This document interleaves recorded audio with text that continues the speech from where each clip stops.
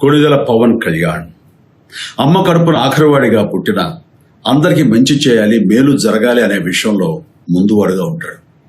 తన గురించి కంటే జనం గురించి ఎక్కువగా ఆలోచించే మనస్తత్వం నా తమ్ముడు కళ్యాణ్ బాబుది.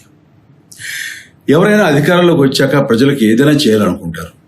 కానీ కళ్యాణ్ తన సొంత సంపాదనని కౌలు రైతులు కన్నీళ్లు తుడిచేందుకు ఖర్చు పెట్టడం, సరిహద్దు దగ్గర ప్రాణాలొడ్డి పోరాడే జవాన్ కోసం పెద్ద మొత్తం అందివ్వడం, అలాగే మత్స్యకారులు ఇంకా ఎందరికో తాను చేసిన సహాయం చూస్తుంటే ఇలాంటి నాయకుడు కదా జనానికి కావాల్సింది అనిపిస్తుంది.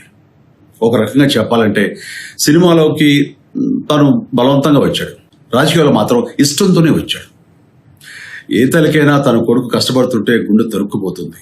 అలాగే ఏ అన్నకైనా తన తమ్ముడు అనవసరంగా మాటలు పడుతుంటే బాధ వేస్తుంది. అలా బాధపడుతున్న నా తల్లికి ఈ అన్నయ్యగా ఒక మాట చెప్పాను. నీ కొడుకు ఎంతో మంది తల్లుల కోసం, వాళ్ళ బిడ్డల భవిష్యత్తు కోసం చేసే యుద్ధం అమ్మా ఇది. మన బాధ కంటే అది ఎంతో గొప్పది అన్నాను. అన్యాయాన్ని ఎదిరించకుండా మౌనంగా ఉండే మంచివాళ్ల వల్లనే ప్రజాస్వామ్యం మరింత నష్టం అని నమ్మి జనం కోసం జన సైనికుడు అయ్యాడు. తాను బలంగా నమ్మిన సిద్ధాంతం కోసం తన జీవితం రాజకీయాల్లోకి అంకితం చేసిన శక్తిశాలి పవన్ కళ్యాణ్. ప్రజల కోసం, రాష్ట్ర భవిష్యత్తు కోసం ఆ శక్తిని వినియోగించాలి అంటే చట్టసభలో అతని గొంతు మనం వినాలి.